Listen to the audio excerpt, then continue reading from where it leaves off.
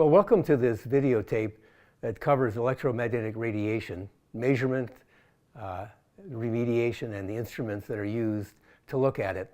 This video is being produced by InterNACHI, and the people who have put it together are from the International Institute for Building Biology and Ecology, and there's a partnership between InterNACHI and IBE to produce these videos.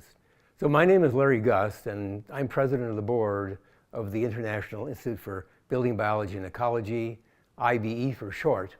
I'm also a practicing building biology and environmental consultant and electromagnetic radiation specialist. IBE, in cooperation with InterNACHI, is making 4 videos, starting with an introduction to building biology and the health effects that are caused by electromagnetic radiation exposure. There's a videotape on indoor air quality and one on building physics and building biology. These videos are overviews, and with the support of InterNACHI, we're offering additional training and seminars taught by qualified practicing instructors that will cover more of the details. We will cover today the types of man-made electromagnetic energies, the instruments we use to measure these energies, the sources of these electromagnetic energies that are really of concern to the public, which would include building wiring errors, parallel and neutral paths presented by things like the water line, the TV cable, and to a lesser extent, phone lines and gas lines. We also look at external wireless radiation coming from cell phone antennas and other outside sources, as well as internal sources of wireless radiation, typically the communications devices people bring into their own homes. Now let's take a look at the electromagnetic spectrum chart that shows the relationship that we have between the various types of radiation that I just mentioned. So you see the electromagnetic spectrum chart on the screen now. Looking at the bottom of that, we can see the progression of different types of sources, which are all related by frequency. Frequency increases from the left-hand side of the chart to the right-hand side of the chart. We begin with power system radiation. You can see the electrical transmission line shown in this picture. And we move on to AM radio, which is the next in frequency range, FM radio and TV. Finally, we get into the range of cell phones, and then further on up in the spectrum is Wi-Fi. We move into the light spectrum, beginning with infrared radiation, and then visible light, and then ultraviolet. So then we depart from the non-ionizing section of the electromagnetic spectrum and move into the ionizing spectrum, starting with X-rays, which of course have been recognized for a long time as being injurious to health. And then we move on to radiation from the Earth and from the cosmos in the form of gamma radiations and other things like that. One other thing I'd like you to note from this chart is that the energy that's contained in these electromagnetic emanations are going up as we go up in vibration rate of the energies that we're dealing with. So when we leave visible light, we're leaving the non-ionizing portion of the electromagnetic spectrum and moving into the ionizing portion, which has been recognized for a long time as being injurious to health. X-rays, which you can't have too much of because they injure the body, and going into the radiation that's coming from the cosmos in the form of gamma rays and that sort of thing. I want to call your attention to the upper part of this chart where the energy of the wave is mentioned. That at the lower frequencies, as in power system level radiation, the energies are low, and as we move up in radiation frequency, we get into more and more stored energy in these man-made radiations, and they have the potential for doing more damage. The other thing that I would like to point out to you is that the wavelength of the radiation, which is the length between repetitions of the vibration, starts out to be very, very, very long, like the wavelength at 60 cycles for a magnetic field is 3,000 miles. And as we move up in frequency, that wavelength is shrinking, shrinking, shrinking, shrinking until we get into the wavelength for cell phones and that sort of thing, which are in inches. And finally, way up in the spectrum into what we call the millimeter range, which are fractions of inches. So IBE likes to focus on sleeping areas or high occupancy areas like living rooms or reading areas, because these are where people spend a lot of time. In particular, sleeping areas are where your body is doing this repair work and healing work, and we've come to find after 35 years of working with people in their homes that how you sleep and how low a stress the environment is really directly related to how well you heal from problems and injuries, and how well you're able to maintain your health over the long term. The health effects caused by exposure to man-made electromagnetic fields have been referred to in great detail in the introduction video. I refer you to that. What I'd like to point out is that the existence of these energies and the effect they have on people is entering the popular culture. And you can expect more and more of your clients to be asking questions about these things as they concern themselves with whether the home would be applicable or suitable for them.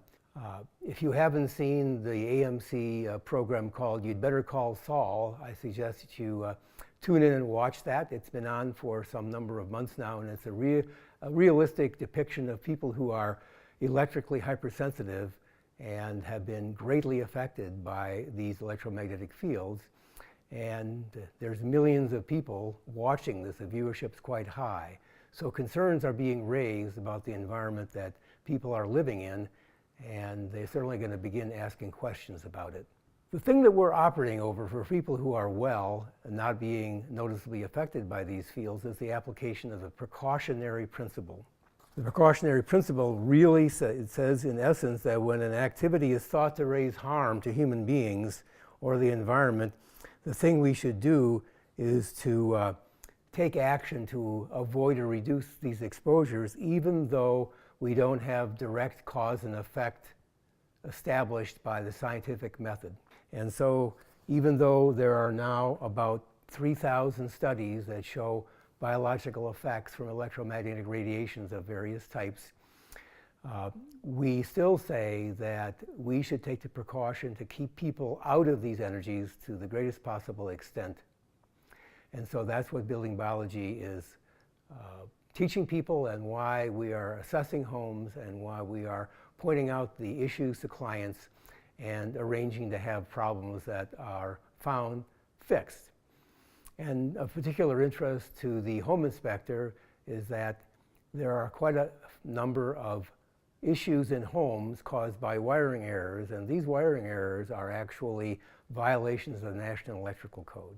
So looking at the precautionary principle, we can see that there could be reason based on health effect studies to be cautious about what we are doing or what kind of environments we're offering people in their homes. So the electromagnetic radiation exposure symptoms, which people are reporting, and they've been reporting these for 30 years, and we know the circumstances are similar and the symptoms keep coming up. Not everybody has the same symptom, but the symptoms are being repeated time and time again between different clients.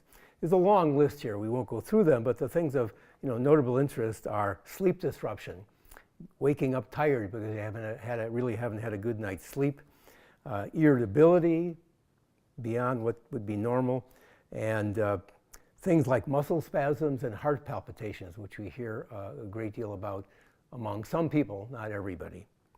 In a moment, we're going to move to the bedroom because the level of environmental stress while sleeping is critically important to restful sleep and healing and repair of disease and injuries. So the primary focus of building biology in the bedroom is darkness. You need to have a totally dark bedroom, because any level of light in your bedroom is going to affect the pineal gland and the functioning or healing in the immune system during the night. The human nervous system, especially at night, is extraordinarily upset by excessive noise. Excessive magnetic fields need to be addressed that may be coming from appliances, things that are plugged in the bedroom, or errors in the wiring in the distribution system in the home. Finally, we need to look at electric fields. And electric fields are almost always present in every home because we use plastic jacketed wiring, which allows these fields to escape into the room and affect people who are sleeping. We're going to look at that in detail when we get to the bedroom, but just as an overview, these fields affect the deepness of sleep, how rested you feel in the morning, your allergy response during the day, heart palpitations while you're sleeping, muscle cramping during the night. So there's an important relationship between voltage and current and power in electrical systems that we'd like to present to you in analogy form. So in order to do that, let me introduce you to Ora Miller, who is a practicing building biology environmental consultant, as well as an electromagnetic radiation specialist. So my name is Ora Miller. I'm a certified building biology environmental consultant and electromagnetic radiation specialist based in Los Angeles. I'm also the Director of Learning and Development for the IBE, and I'm privileged to be one of several teaching assistants for the electromagnetic radiation seminars, both the basic and advanced levels.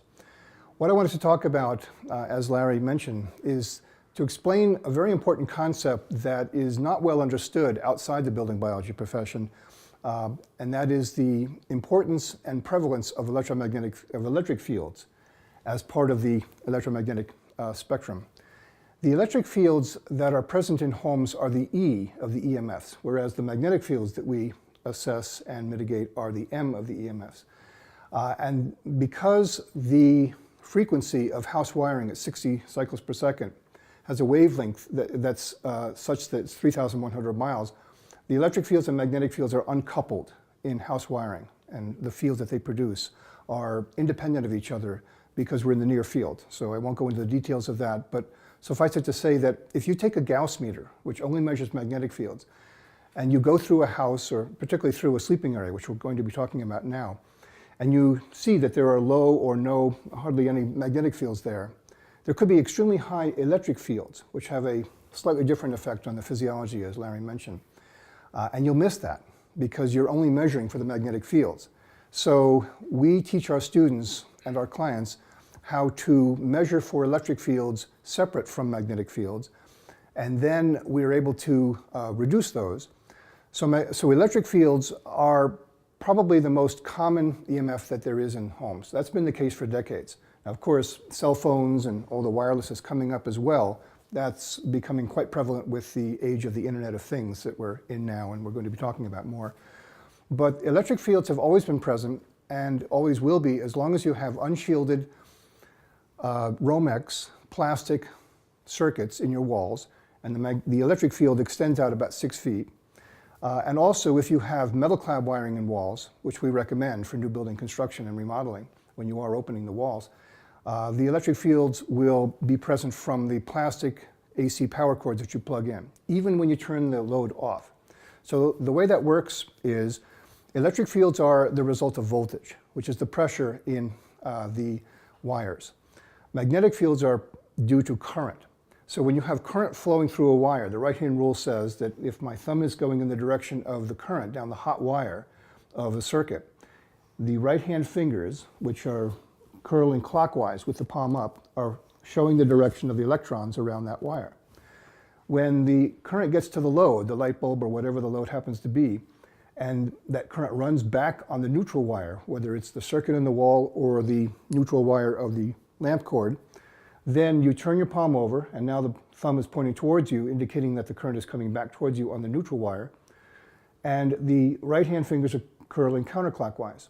So the magnetic field around the hot is going clockwise, the magnetic field around the neutral is going counterclockwise, and when those are brought together, that is how the magnetic field is canceled in the room if those two wires, the hot and neutral conductor, are together and equal. We're going to go over that in more detail when we talk about wiring errors and magnetic fields from wiring errors, and also current on grounding paths. But with electric fields, the voltage in the hot wire at 120 volts extends out 6 feet and then collapses. Extends out 6 feet and collapses. And this happens 120 times a second. And the reason it happens is because when you have the sine wave, you go from 0 voltage at the neutral crossing point, or 0 crossing point, up to the peak of voltage and back to 0. That's the positive half of the cycle. And then it goes from there down to the trough, which is the maximum in the negative direction, and back to 0. That's 2 halves of one cycle, a positive half and a negative half. So what you have all night long when you're trying to sleep is a field that comes out 6 or 8 feet and then collapses, and then comes out again and then collapses. But it's positive, then it's negative, then positive, and then negative, 120 times a second. All of our cells are comprised of ions that are positive or negative in their polarization, calcium, magnesium, sodium, potassium, as well as within the atom, the protons and electrons, of course, positively and negatively charged, respectively. So what happens is, as this field expands out, and you're laying in it, because most people have their bed within 6 feet of a wall with Romex wiring in it, between the outlets, and they'll have lamp cords. They'll have other circuits as well under the floor. So this field extends into that space, in fact, everywhere, even in the daytime. We're sitting in a field right now here in this living room. But particularly where you sleep, this field is coming out from all these sources all night long, even with the lights off, because the pressure of voltage is always present whether there's a current load or not. The analogy that I use for my clients and that we teach to our students is, think of it like a garden hose. When you turn on a spigot of a garden hose, you allow 80 pounds of pressure to fill that garden hose up to the nozzle. If you don't squeeze that nozzle, that water doesn't flow. There's no current flow once it gets out there. But the pressure's there. It's always there, as long as you have that spigot open. That's analogous to turning on the breaker, which allows 120 volts at the speed of light to enter into that circuit to wherever it stops, the outlets, even if you have a lamp cord up to the switch. So a lamp cord is nothing more than adding another length of hose with a nozzle at the end of it. When you pick up that nozzle and you squeeze that nozzle, 80 pounds of pressure of the water from the water department through your house causes the water to go out, to flow out, and you can water your garden that way. And you feel a kick when you do that because of the pressure, so you know it's there. When you let go of the nozzle, you stop the flow of water, just like, and you still feel a kick because there's still pressure up to your hand. That's the important thing to remember. In the same way, when you turn a light bulb on up at the base of the bulb, at the top of the lamp, you now are closing the gap and you're allowing the electrons to flow through, lighting up the light bulb. The only difference in this analogy is the current must flow back on a second path right next to the first, and that gets back to the source, and that's how you light up the light bulb. You must have a full loop. Whereas with the water analogy, it goes out in one direction and stays there, or goes that way. But the point is, when you turn out that light, the pressure of voltage at 120 volts is still there right up to the switch, just like the pressure of the water up to the nozzle in your hand. So when you turn that light out, I've had electricians tell me that there's no EMFs there because the current is gone. And I say to them, respectfully, that they're right. But the voltage is still there, and they don't deny that. What they don't remember or realize or put together in terms of what they're taught as electricians versus what we know as building biologists, where we put health as our emphasis in terms of everything that we know for the health of our clients, that voltage extends out 6 feet and then collapses. The field does, the field from the voltage, and then collapses. So all night long you have this oscillating field coming at you from multiple directions. So if you're laying down, it could come from the Romex that goes by your head here. It could come up from underneath you. It can come from the right, from the cord that's on your bedside stand, and over here at the other side. And it's causing this agitating influence. So when we do the test and you shut off the breakers that we identify in this test, you actually sleep like you're camping. You actually sleep like you're camping, although you're in the comfort of your own bed.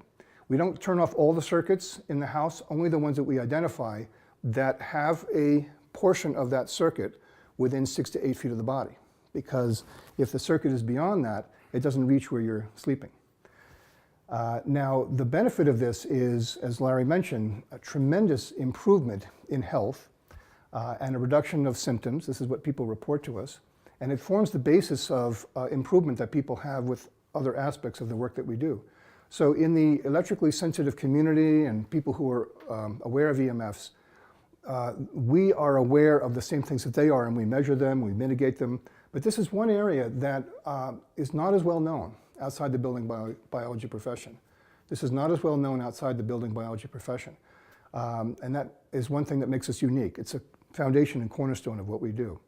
So it makes a big difference, and the only thing that we would say to you folks as home inspectors that is relevant to this issue is one of the things that is a deal breaker in my book, besides overhead power lines and the magnetic fields that produces into the house, which we cannot mitigate, and it's above levels that we consider to be safe. We'll cover that elsewhere. Or a transmitter like a cell phone tower or radio transmitter that causes high radio frequencies into the house or under the property that we can mitigate in the house, not the property, not the yard, but in the house, but it's expensive shielding. We'll talk about that as well. So the important thing to keep in mind about electric fields is it's a type of EMF that is perhaps the most common. I only say perhaps because it is the most common type of EMF found in a home. It's just that cell phones and wireless, Wi-Fi routers is coming up in prevalence. But electric fields is unknown and overlooked. I happen to call it the unknown EMF because it really affects people's health because it affects how deep your sleep is. So it's important to understand this and to mention to your clients that this is something that they should pay attention to, and you could refer them to building biologists in your area or learn this yourself and provide this service for them because it makes a big difference in terms of their health. So next we're going to have an actual demonstration of how we assess electric fields in sleeping areas, and the person who will be doing that is Misty Krosek. She is a certified building biology environmental consultant and electromagnetic radiation specialist based in Boulder, Colorado. Hi, I'm Misty Krosek, building biology environmental consultant and electromagnetic radiation specialist. Today we're in a bedroom environment where we're going to be demonstrating with a voltage sensor the electric fields that impact the sleeping area and the importance of not only turning off a lamp during sleep time, but also actually turning off the circuit breakers for the bedroom in order to allow for maximum repair, for your body to have the maximum amount of ability to repair. So as you can see, I have a lamp on here and I have a voltage sensor which demonstrates that there are electric fields emanating from the lamp. And when I turn the lamp off, those electric fields are still there. So in order to maximize the benefits of sleeping at night and your body's ability to repair, you would need to turn off the circuit breakers in your bedroom in order to mitigate the electric fields that are present. In addition to the electric fields that would be emanating from a lamp, if you don't turn off the circuit breakers to your room for sleeping during the nighttime, there's also electric fields that would emanate from the wiring in your walls, particularly if you have Romex wiring in your walls that are not shielded. If you don't turn off the circuit breakers, the electric fields will still impact you while you're sleeping, as opposed to if you have metal-clad wiring, which shields the electric fields during the nighttime, so you wouldn't have to turn off your circuit breakers. So even if you have metal-clad wiring in your walls, which is shielding the electric current, if you have a lamp or another device that's plugged in that doesn't have a shielded cord, the electric fields would still emanate from the cord that goes from the outlet to whatever device it's powering. So it's possible to get shielded cords as well for different devices that you have in your room, so that would also mitigate the electric fields. Or you could also, if you have traditional Romex wiring, you can turn off the circuit breakers, which would mitigate all electric fields in the sleeping area. So we've switched out our lamp to a lamp that has a shielded power cord. If you have metal-clad wiring in your home and you were to use a lamp with a shielded power cord, you would eliminate the electric fields that would impact you during sleep, and you wouldn't need to turn off any breakers. Now we're going to be measuring electric fields with an electric field meter in the sleeping environment. This is a 3-axis meter that measures the electric fields that most building biologists will be using. It's called an NFA 1000. When I turn on the meter reads approximately 16 volts per meter in the sleeping environment with the lamp on. When I turn the lamp off, we're still at approximately 16 volts per meter. And if I unplug the lamp, the electric fields slightly reduce. We're approximately at 11 volts per meter now, which demonstrates the necessity of turning off circuit breakers for the sleeping environment in order to mitigate and eliminate the electric fields. The rates and levels that we're at right now are of extreme concern according to building biology. levels, which are demonstrated on this chart. Extreme concern is anything above 10 volts per meter, and in order to get it to an area of no concern, we would need to go down to 0.3 volts per meter. We've done a test in the sleeping area to identify the impacting breakers that the building biology profession goes through, and we're going to demonstrate that by turning off these breakers, the electric fields are eliminated. I have an assistant out at the panel ready to turn off those breakers, so I'm going to ask the assistant to do that at this time, and you'll see the impact on the meter. Can you go ahead and turn off the breakers, please? So the breakers have been turned off, and you can hear and also see that the meter has went down to 0. So the electric fields, by turning off the breakers, in this particular case it was 2 breakers because there were 2 circuits that were impacting the bed within the 6 to 8 foot range. So we've turned off 2 breakers in the sleeping area, and as you can see again, the meter says 0. So this would be, from an electric field standpoint, a safe sleeping area. My colleague Orem Miller is now going to demonstrate electric fields via a body voltage meter. So what I'm demonstrating here is another meter that we use for measuring electric fields. This is the body voltage method, and of course you all recognize that this is a simple digital multimeter. We have it set to volts AC, not DC, and we have one of these leads connected to the ground of an outlet on the other side of the room there, or we can run it out a window to a stake in the ground. So that's our reference. So we're referring the electric field exposure of this area to Earth. Now the other leg, or the other lead that we have here is attached to a metal cylinder, which if I hold it here, this acts as an antenna. But if I hold this in my hand, my whole body becomes an extension of that antenna. So I am now the antenna. And the value of using this method is, number one, it's very affordable because you can put this kit together for less than $100 or buy a pre-made kit from Less EMF or Safe Living Technologies in Ontario, Canada for less than $100 or around that cost. And when I hold on to this, this gives us a number. Now, according to the building biology standards, the number that I'm measuring right now, which is hovering around 2,000 millivolts, which is 2 volts relative to Earth, but 2,000 millivolts is well into the extreme anomaly level for a sleeping area, which begins at 1,000 millivolts and above. So we want to mitigate that. And again, as we demonstrated before, if we turn out the light, it doesn't change. It's still close to 2,000 millivolts. Now I want to demonstrate one thing before I do that. You notice, you can't really see this unless you pan in, but as my hand gets closer, my left hand, which is not holding the meter, gets closer to this, it goes up to 2,400, 2,500, 2,600. So we can tell that this is the source of the electric field. But when I turn it off and unplug it, we still have 700 to 800 millivolts in this sleeping environment relative to where I'm standing. So you normally give this to the client and have them hold this, and then you're outside at the meter, at the breaker panel with a walkie-talkie, and you go through the testing method that we teach in the building biology profession. So now I'm going to call my assistant who's outside and ask him to turn off the breakers. Our goal is to get this down close to 100 millivolts or less. Can you please turn off the breakers outside? Now that number is close to 100, 130, 140 millivolts, or 0.13 volts. So we are now at what we would consider to be at least in the slight anomaly range. It's not always possible to get into the no anomaly range, which would be 10 millivolts or less, but at least we're in the slight anomaly range and out of the severe and extreme anomaly ranges. So we would consider this to be a safer sleeping environment than when we started, which was 2,000. So we've dropped this down 95%. So we're outside our house here, and we're evaluating a few sources of EMFs that come from the outside. We have radio frequencies from what we call a smart electric meter, and also a smart gas meter. And we have magnetic fields from the electric meter and from the electric breaker panel, which is here.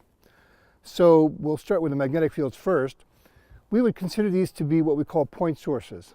And as was mentioned before, point source magnetic fields drop off exponentially with distance, not linearly, but exponentially. So most of the decline happens very close to the sources. So that means that we'd have high magnetic fields close up, and we'll measure that now. I'll put the radio frequency meter down and measure with the Gauss meter here. And close to these sources we have 9 to 12 milligauss, 19, 20 milligauss here, 40 actually. But even 1 foot away, it's down to 7, from 43 down to 7. And then 2 feet away, it's already down to 2. 3 feet away, it's down to 0.7, which is fine. Anything less than 1 milligauss is good as far as we're concerned. So most of the reduction occurred in the first foot or two. The thing is, you wouldn't want to have a bed or a couch or a desk or a play area just on the other side of this wall. So that's something to keep in mind in terms of the placement of furniture and in the design of homes. The second thing we want to look at is radio frequency EMFs. This is a Gigahertz Solutions HF59B, HF for high frequency, because we're measuring frequencies here that are in the millions and billions of cycles per second, which is megahertz and gigahertz, as opposed to 60 cycles per second, which is the frequency for magnetic fields and electric fields in house wiring. So we're now shifting into radio frequency assessment, and you've already seen a review of the health effects of radio frequency EMFs on the human physiology from the review that Diana Schultz gave, and also Larry Gust talking about this in this home. So we're going to be measuring the radio frequency transmission from what we call a smart meter. And the difference between a smart meter and the old analog meters is, number one, it's digital. The smart meter is digital.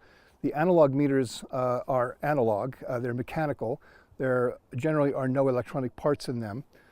Although I have seen an analog meter with a radio transmitter in it, but generally that's not the case.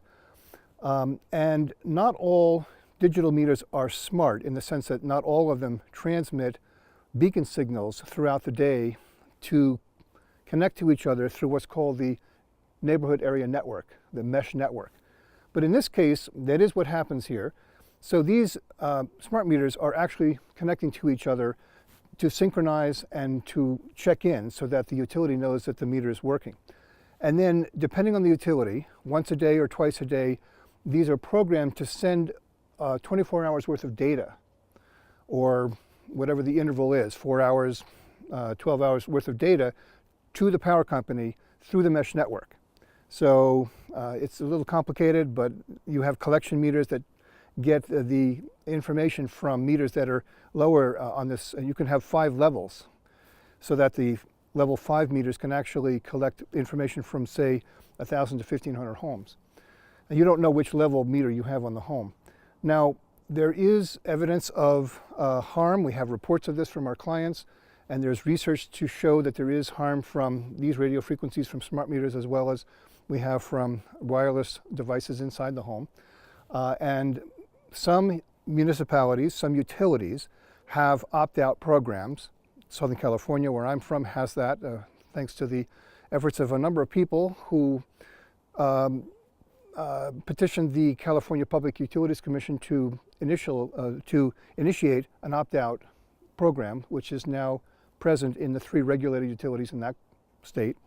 And that's true for a number of utilities, private and public, around the country and many states. For those individuals who live in a location that doesn't have that opt-out program, such as here in Colorado, where we are, some homeowners will actually put shielding around this. And this is a very fine mesh metal screen that you can see here. And then it's held in place by some metallized tape here. And the metal backing of this meter base here will block 90+% of the transmission going that way and to the sides. And then there's more coverage on the sides here extending out from the screen, so that helps with the backscatter and side scatter to reduce it significantly. But it allows the signal to come out in the front. Some of these guards, smart meter guards, is the brand name of one version actually has screen here, and the utility is still able to get their signal. Now I'm going to turn on this meter here. Actually, I've had it on, but I'm going to turn the volume up. And it turns out that this particular meter, made by GE, but this is an Itron, I-T-R-O-N, transmitter inside, air. And so we heard saw a 5,000 microwatt per meter square level. Now I'm going to put this on peak hold and watch the watch here. So in about 20 seconds, this will transmit again. And you hold it 3 feet away in the far field. This is a far field meter. And then you get an accurate measurement. So we'll just wait and you'll hear, perhaps you can hear the sound. Okay, I don't know if you heard that, but that was a 5,000 microwatt level. I don't know if you can see that, but 5,300 microwatts per meter squared. That's a reading that is, 5 times what we consider to be extreme. And we actually would like to have our clients in sleeping areas be below 10 microwatts per meter squared. That gets people into the slight concern level for biological risk. So it's good to opt out if you can. It's good to shield if you can't. It's good to keep your analog meter if they haven't put smart meters in yet. But we prefer that people protect themselves from this particular form of radio frequency EMF. And one last thing on the subject. This is not the only source of radio frequency EMF exposure in the house. A lot of people focus on the smart meters and they don't think about the cell phones, the Wi-Fi routers, and all the other sources that we'll show you inside the house. But this is just one thing that we need to take care of, and it's important to take care of all the others, including the other EMFs, electric fields, magnetic fields, and so on. So with some municipalities, there is no beacon signal. There's just the sending of the data once, twice, 4 times a day, and no beacon signals between that. But with smart electric meters, there is the beacon signal, which can be several times a minute or twice a minute, regular, irregular, and it's the accumulation of this radio frequency energy going into the house, especially if there's a bedroom on the other side of this wall, that's a problem for people. The other thing I wanted to mention while we're out here is to talk about magnetic fields from what we call parallel return paths for current to flow back to the transformer. So in this neighborhood, we have underground electric wires from the utility coming in here, coming underneath and then up into the meter base here, and then through this conduit, there will be a main shutoff in here, and then your breakers. If there is another way for current to leave this building besides the neutral wire on the electric service utility service drop cables, then electricity will take those other paths. It will go here primarily because the resistance is lowest, it's the most direct path, and it is the path that it should all be on. So 100% of what comes in should be going back out on the neutral of this service drop, whether it's underground or overhead. But if you give electricity another way to get back to the transformer, it will take that as well. So electricity does not take the path of least resistance exclusively. It takes the path of least resistance primarily. But if you give it a parallel path, like water flowing down a mountain, it will take all paths. So maybe 85 to 90% is here, and you can have 5%, 8% or so going on these other paths. What that results in is a net current. So if you have 8 amps coming in, you should have 8 amps going back out. And if that happens, the magnetic field around the incoming current going up, the right-hand rule would say it would go clockwise if you looked from underneath. Should that magnetic field would equal and cancel fully the magnetic field around the current on the neutral going down, which would be this way, where the electrons are going counterclockwise.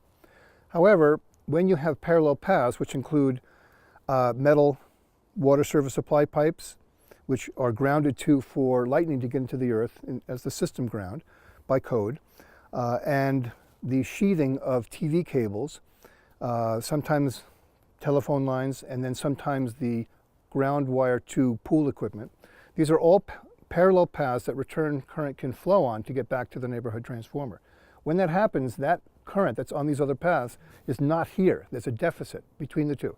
The current's always what it is on the hots. It doesn't come in any other way. but it goes back on the neutral here and elsewhere. So that what we teach is that we need to bring that current back here, so 100% or close to it goes back here. There's always a little bit trickling on the earth, but we want 90 plus, 95 plus percent or more, 98% on this path. So that's not a deal breaker in our book, but it is something that we need to caution the client, the homeowner, that they need to know about, the person who's interested in buying this house, that if they have these other parallel paths, we need to find them and mitigate them. If not, what happens is there are magnetic fields that come from the current that flows on the grounding wires to the water pipe, which could be on the other side of the house, which is the case here. It's down in the basement, or to the TV cable, which may come in here, which does, but it could come in on the other side of the house. So then you have this current flowing on these grounding paths inside the house or through the house to get to the egress on the other side, to the water pipe or the TV cable, and it causes magnetic fields in your house. Fortunately, that's a fixable situation. So we discussed electric field EMFs in the sleeping area, which is the place and time, that is when we sleep at night, when we are most concerned about that particular type of EMF. It's, again, the most unknown type of EMF. It's the E of EMFs, electric fields, magnetic fields. And that electric field exposure is of most concern in that time and in that place. But in the daytime and evening time, we can also have electric field exposure, particularly from an appliance like a computer, ungrounded appliances. This is what I mean. And what we're talking about is power cords that have a two-prong plug on them, not a three-prong plug. So this grounding prong here makes the difference. And that's true for laptops and desktops that we put our hands onto. It's true for refrigerators and other appliances that we are near or touch. They need to be grounded, not ungrounded. Now, desktops are usually almost always grounded, so that's not the issue. It's laptops. And whether it's a Mac or a PC can come with a power cord like this, which is the power cord that goes from the transformer to the plug, and that can either be two-pronged like this or three-pronged like this. This is what we prefer and what we recommend. So when it comes to Macs, what we recommend is that instead of using this adapter that comes in the box, you actually cannot put it on in the first place, or if it comes that way, pull it off, and you'll see that there is a grounding button here that goes to the chassis of the computer. But on the inside of this adapter, there is only plastic. There is no metal on the inside of this sleeve to come in contact with this because there's no ground prong here. However, in the box, you have this. And this is what should be used to power your laptop from Macintosh. This adapter has metal on the inside of the sleeve. And when you slide this on to this button and use this, you are grounding the laptop that you're putting your hands onto. So let me show you what the electric field levels are like when we use this adapter with the two-pronged plug. So we'll plug it into an extension cord here, and we'll use the body voltage meter to measure the electric fields. So remember, this is an antenna, and when I hold on to it, my whole body is an extension of that antenna, and now we're measuring the electric field exposure of any part of my body, hands, legs, feet. So when I just put my hand even a few inches away from this chassis, I'm already at 5,000 to 6,000 millivolts, which is 5 to 6 volts, relative to Earth, because this is our ground. So we're measuring the exposure here relative to Earth. We say that anything above 1,000 millivolts is in the extreme concern level for sleeping areas. We don't have building biology evaluation guidelines for daytime and evening areas, but we extrapolate from the table that we have, which is for sleeping areas. So when I put my hand on this chassis of this laptop, that actually goes up to 45,000 millivolts. So that is not a healthy exposure, and this is the case when you use ungrounded laptops or ungrounded computers. So what we recommend is that you swap out this adapter for the cord that came in the box. So we plug this in.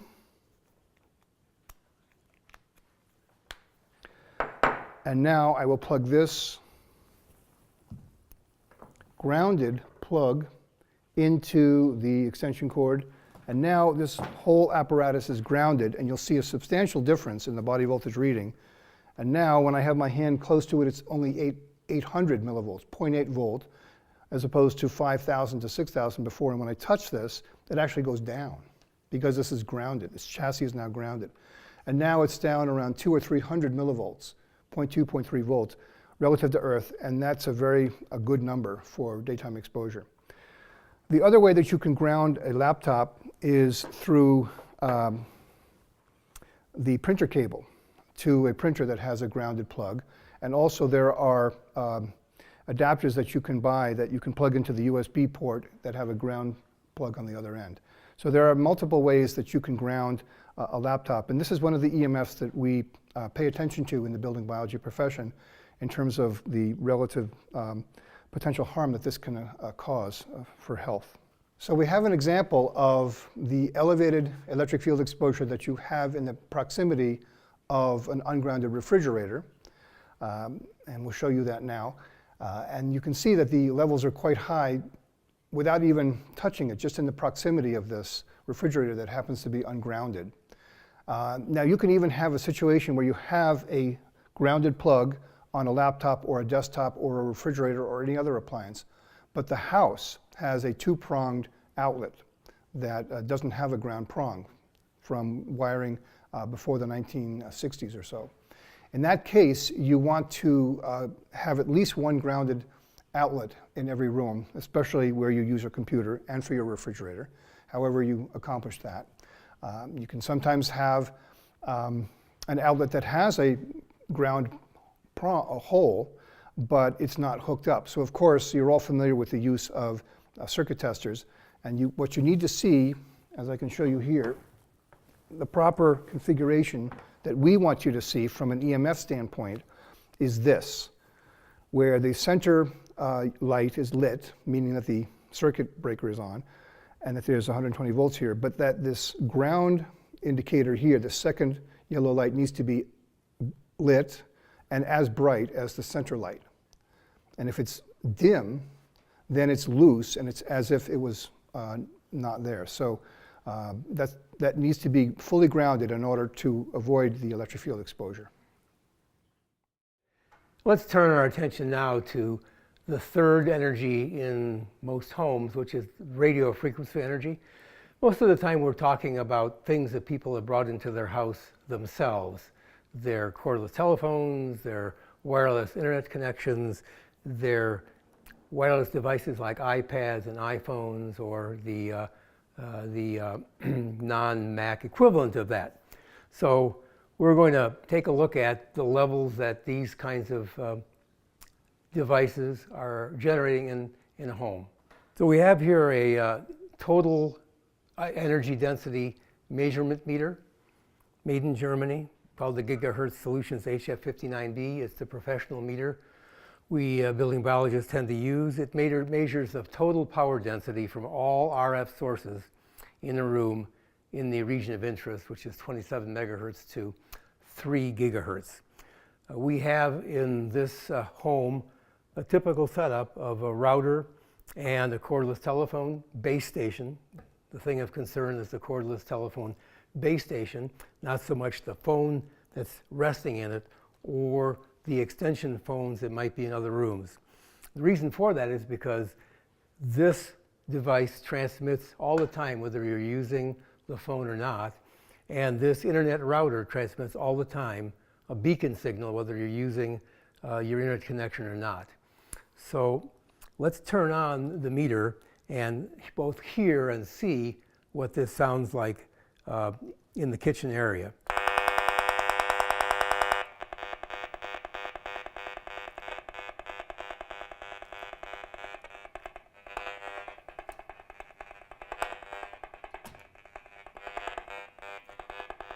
Okay, so let's assume I'm working in the kitchen area, preparing meals 3 times a day. The kids are playing in the dining room, on the floor, in the kitchen. And we've got this stuff sitting in here. Could be in your office. It's frequently in somebody's office. We're measuring levels of in excess of 20,000 microwatts per square meter here from that setup. If I move down to the further end of the kitchen, probably 10, 12 feet away,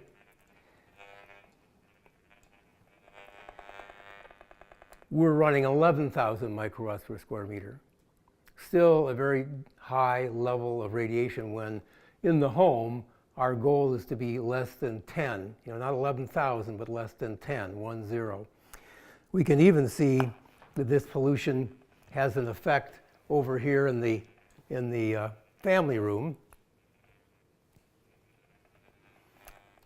So 4,000 microwatts per square meter even in the family room, which we would say would be 20 feet away from the source.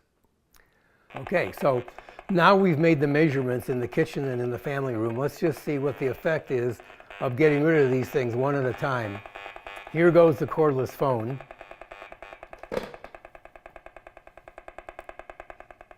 So the cordless phone is gone, and we're basically looking at router levels still somewhat below 20,000, but still 18,000 microwatts per square meter. We get rid of the router, and silence descends upon the room, and we have gone down to around 1 microwatt per square meter. So you can see that you're doing this to yourselves if you have these things in your house. In this particular location, we're looking at a pretty decent digital environment coming from outside the house. It's what we've done to ourselves inside the house. So the solution to the problem with the phone is to throw it out and get yourself, or give it to somebody you don't like, and get yourself a corded phone and plug it in. You don't have these problems.